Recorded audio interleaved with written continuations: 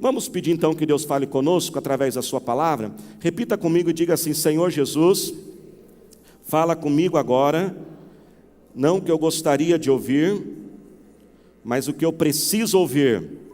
Vamos lá, mais forte. Eu repreendo toda ação maligna contra a palavra de Deus, em nome de Jesus, amém, Senhor. Glória a Deus. Gente, estou tão feliz que vocês estão aqui. Ai, que bom, viu? Glória a Deus. Marcos 10, versículo 46, diz o seguinte: então chegaram a Jericó. Quando Jesus e seus discípulos, juntamente com uma grande multidão, estavam saindo da cidade, o filho de Timeu, o Bartimeu, que era cego, estava sentado à beira do caminho pedindo esmolas. Quando ouviu que era Jesus de Nazaré, começou a gritar: Jesus, filho de Davi, tem misericórdia de mim. Muitos o repreendiam para que ficasse quieto, mas ele gritava ainda mais: Filho de Davi, tem misericórdia de mim. Jesus parou e disse: chame-no. E chamaram o cego. Ânimo, levante-se, ele o está chamando.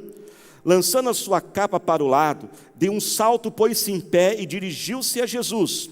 Versículo 51. O que você quer que eu faça? Perguntou-lhe Jesus. O cego respondeu: mestre, eu quero ver. Versículo 52, vá, em outras versões diz: segue o seu caminho. Disse Jesus: a sua fé o curou. Imediatamente ele recuperou a visão e seguiu Jesus pelo caminho. Diga glória a Deus. Irmãos, essa história fala muito ao nosso coração e toda vez que a gente lê, ela se renova. E hoje eu quero falar sobre 4 personagens que nós temos nessa história, ou 4 papéis que são desempenhados ali. O primeiro personagem é o cego, não tem como, é o que mais chama a nossa atenção. A Bíblia diz que Jesus estava ali chegando em Jericó, indo de Jerusalém, quando aquele cego estava na beira do caminho, e ele estava ali pedindo esmolas, porque devido à sua cegueira, isso gerava muitas dificuldades econômicas para ele. E quando ele ouve então falar que Jesus está ali, ele começa a gritar, ele começa a chamar a atenção, ele começa a dizer: Jesus, Jesus, olha para mim, Jesus, tem misericórdia de mim, Jesus. E ele grita, e ele grita, ele grita, até que ele consegue então chamar a atenção de Jesus. E Jesus chama ele, ora por ele e cura ele. Irmãos, isso mexe conosco, a fome, a sede que aquele homem tem por Jesus. Ele quer Jesus na vida dele, e ele grita, ele chama, ele está desesperado por isso.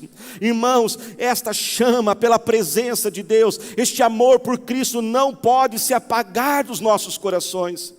Esta chama, esse desespero por termos Jesus, esse desejo, esse anseio por Cristo, não pode ser algo somente para os primeiros dias de conversão. Muitas vezes nós temos isso lá nos primeiros dias, não é mesmo? Quem lembra do dia do seu batismo? Depois do batismo parece que a gente flutua, né? A gente parece estar flutuando nos primeiros dias, mas infelizmente, muitas vezes nós vamos permitindo um esfriamento, e esse esfriamento ele vai tomando conta, e passa-se 1 ano, 10 anos, aquela paixão por Cristo, aquele desejo de conhecer a Cristo, já não é mais tão intenso dentro de nós. Às vezes esse esfriamento, ele não é um esfriamento assim, tão extremista. Talvez a gente não esfria-se ao ponto de voltar àqueles grandes pecados do passado, aqueles vícios. Talvez a gente não larga de Jesus, talvez não chegamos a esse extremo, mas ao mesmo tempo, já não temos mais aquela chama do Senhor por nós. E o esfriamento toma conta, e nós chegamos num estado muito difícil, muito terrível, que a Bíblia fala, ficamos mornos. E ficar morno é algo terrível. Irmãos, esses dias eu vi uma pesquisa que dizia que apenas 10% dos cristãos, eles se autoalimentam, ou seja, regularmente eles gastam tempo orando, estudando a palavra de Deus pessoalmente. Nós não podemos perder, irmãos, cobrando dos outros o que eles não podem dar para nós. Nós vamos ficar numa busca de uma felicidade que nunca vai ser encontrada. Para que possamos ser cheios de Cristo, o segredo é esvaziar. Quanto mais nos esvaziarmos, mais o Senhor Jesus pode nos encher. Por isso vamos esvaziar a nossa vida. Se eu tivesse aqui, por exemplo, um balde de 20 litros, e ele tivesse 10 litros de água suja, quantos litros eu poderia colocar de água limpa? Somente mais 10. Agora, se eu pegar aquele balde, tirar toda a água suja dele e enchê-lo, eu vou poder enchê-lo por completo da água limpa. Esvazie de si mesmo, esvazie mais a sua agenda. Tome cuidado com o excesso de lazer, de entretenimento. Esvazie o orgulho, esvazie a soberba. Comece todos os seus dias declarando: Jesus, o Senhor é tão importante na minha vida, eu preciso tanto, que é uma loucura eu começar o meu dia sem te buscar, Senhor. Esvazie todo o medo. Sabe, irmãos, que tem gente que tem medo de se entregar a Jesus, porque ficam pensando: mas vai que Jesus faz algo grande na minha vida. A grande notícia não é talvez não, Ele vai fazer algo grande sim nas nossas vidas, e o que Ele começar, Ele vai terminar, pois Ele não é um Deus de metade não, Ele não faz as coisas pela metade, pelo meio. O que Ele começa, Ele chega até o final. Por isso se esvazie hoje e a cada dia, para que Ele te encha mais e preencha a tua alma e o teu ser.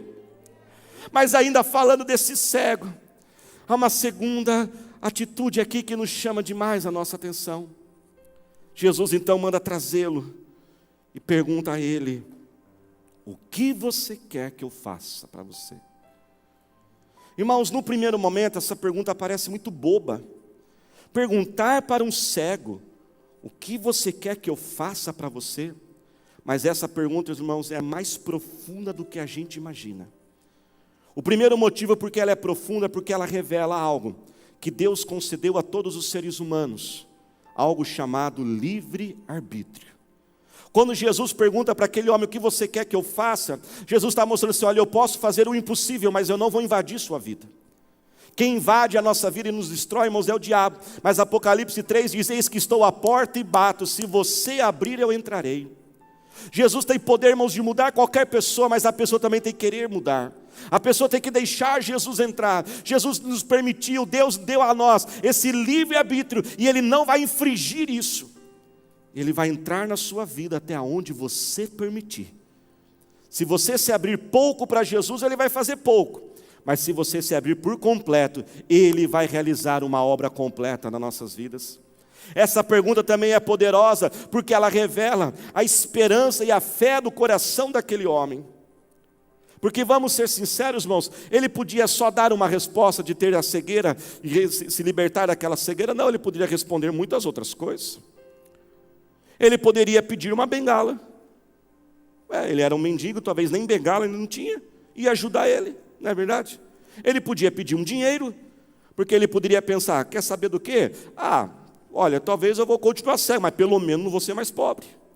Ele podia pedir pessoas, uma família que amasse e cuidasse dele, e falar assim: eu vou continuar cego, mas eu vou ter pessoas me ajudando. Sabe, irmãos, a gente faz isso. Quem aqui um dia já chegou e falou assim para Jesus: Jesus, se o Senhor fizer isso, já está bom. Confessa aí. Deus, se o Senhor me der um carrinho, já está bom. Se o Senhor fizer isso, por quê? Porque muitas vezes, irmãos, devido a tantas decepções que nós já tivemos, tantos fracassos do passado, nós não queremos mais nos machucar, nós não queremos criar expectativas. Quantos talvez um dia prometeram para aquele homem curar ele? Talvez ele podia pensar: não, quer saber o quê? Tanta gente já orou por mim para eu ser curado, eu não vou pedir mais cura, eu vou pedir um dinheiro para me ajudar. E da mesma forma, muitas vezes, irmãos, nós estamos sendo aqueles que mais estamos e que estão limitando a bênção de Deus. Nós somos os principais limitadores, e o Senhor Jesus está permitindo que nós possamos escutar essa mensagem, porque Ele diz: meu filho e minha filha, sonhe grande, sonhe grande, sonhe grande. Você sabia, irmãos, que sonhar pequeno e sonhar grande dá o mesmo trabalho? O que queres que eu te faça? Não permita as falhas, não permita a desesperança em teu coração diminuir a tua fé, mas ore e peça grande, porque quem está perguntando é grande.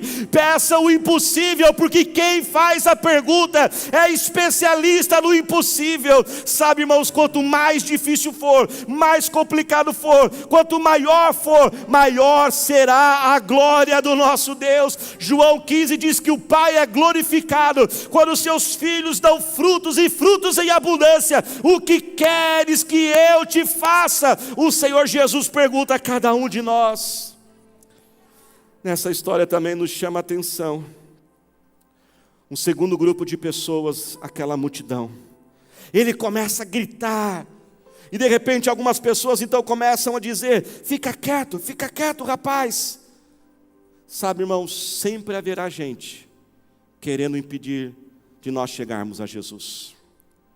Sempre haverão pessoas querendo diminuir nossa fé. Isso aí é fogo de palha. Ridicularizar, agora você é um crentinho, é? Sempre haverão pessoas tentando puxar a gente para o caminho errado. Sempre haverão pessoas com religiosidade, com acusações, que vão tentar nos afastar de Cristo. E nós precisamos vencer esses obstáculos. Não perca a tua fé. Repita comigo, diga assim: eu não vou perder a minha fé. Mas que nós também, irmãos, não sejamos aqueles que afastam as pessoas de Cristo. Muitas vezes nós afastamos as pessoas de Cristo quando nós não temos o amor e a compaixão por elas.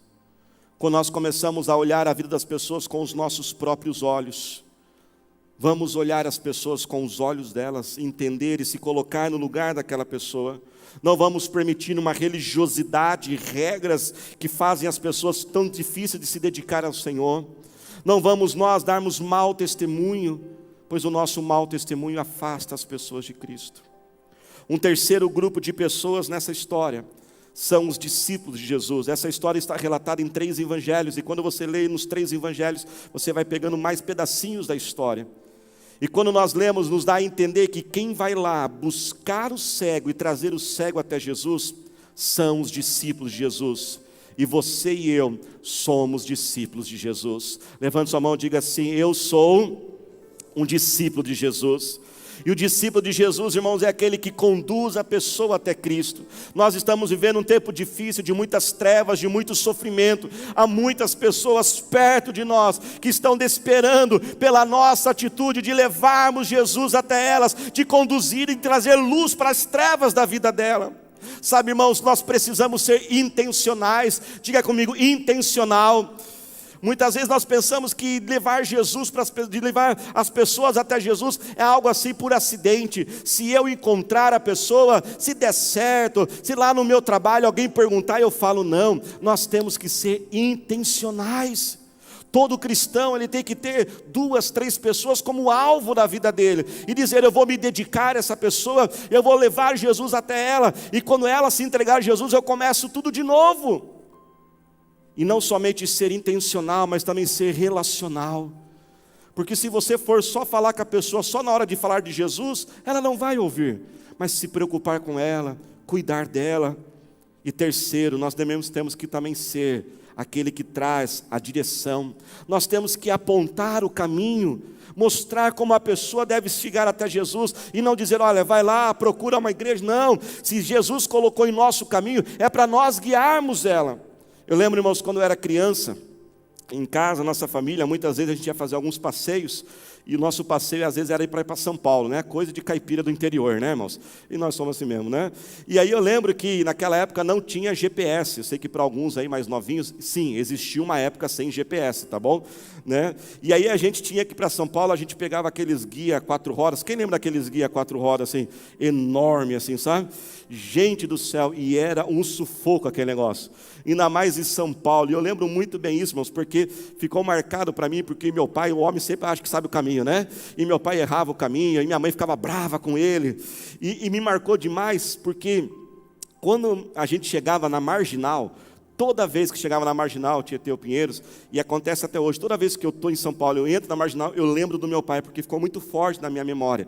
Toda vez que a gente chegava na Marginal assim, meu pai dava aquele suspiro e dizia assim, estamos em casa. Tipo assim, o sufoco, passou o sufoco, né? Porque chegava na Marginal, da Marginal chegava na Castelo Branco, e ele dava aquele suspiro, até hoje eu lembro. Mas o que acontecia quando, às vezes, você não conseguia de jeito nenhum, você tinha que abaixar o vidro, né, assim, e perguntar para a pessoa, como que eu chego lá? E se o caminho era muito complicado, e a pessoa era muito prestativa, o que geralmente a pessoa fazia? Ela falava o quê? Me segue. Ela falou assim, eu vou na frente e você vai me seguindo. Assim nós temos que ser, irmãos. Nós temos que ser aqueles que vão guiando as pessoas e conduzindo elas até Jesus. O caminho, ele é difícil, a Bíblia diz que o caminho é estreito para o céu. Vamos, irmãos, levar essa mensagem do Senhor Jesus. Deus pode contar com você, irmãos? Amém? Deus está contando com todos nós. E por último, o quarto personagem dessa história, o principal e o maior de todos, é o próprio Senhor Jesus. Vamos colocar de pé neste momento. E Jesus estava ali, disponível para aquele rapaz. Muitos tentaram se afastar, tentaram afastar aquele homem de Jesus, mas o acesso estava liberado, o acesso era total. E Jesus também está aqui dizendo: meu filho, o acesso está liberado a você. Jesus, irmãos, é aquele que cuida de nós. Jesus é aquele que restaura a nossa vida. Que nós possamos continuar amando o Senhor Jesus, desejando o Senhor Jesus, e deixar Ele fazer essa obra tão poderosa. Irmãos, a obra de Cristo em nossa vida é uma obra completa. Diga comigo, obra completa. A obra do Senhor Jesus nos transcende todas as esferas e dimensões do tempo. A obra de Jesus é no passado, é no presente e no futuro. Nós estamos hoje aqui, noite de Santa Ceia, porque nós olhamos para trás e podemos ver o que Ele fez por nós. E Ele morreu naquela cruz pela sua vida. Ele não morreu somente pela humanidade, Ele morreu por você. Ele te perdoou, o sangue dele te purificou, quebrou as maldições. Ele te ama, Ele é o seu Senhor, Ele é o seu Salvador. Nele nós temos a liberdade, nele nós temos a esperança, porque Ele fez no passado, mas Ele é um Deus também que faz no futuro. A Bíblia diz que um dia Ele voltará para nos buscar. Irmãos, o nosso futuro, o seu futuro está nas mãos do nosso Deus. Todos os seus dias já estão contados pelo Senhor. Você não tem que ter pânico, não fique desesperado. A sua vida não depende de uma pessoa, a sua vida não depende de uma economia. O dólar pode ser 5, o dólar pode ser 10, cada dia da sua vida já está nas mãos do seu Deus. Mas Ele é o Deus também do presente, Ele é o Deus do agora, é o Deus do hoje. E eu queria que você fechasse os teus olhos e falasse com Ele agora.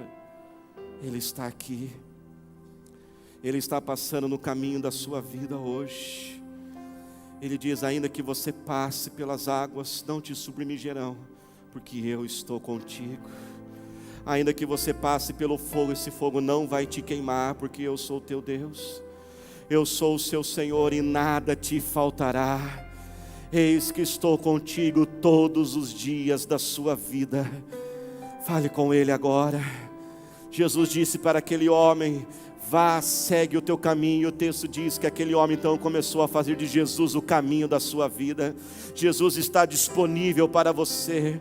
Não fique confuso, se entregue a Ele agora por completo. Comece a falar agora com o Senhor. Põe a mão sobre a sua cabeça.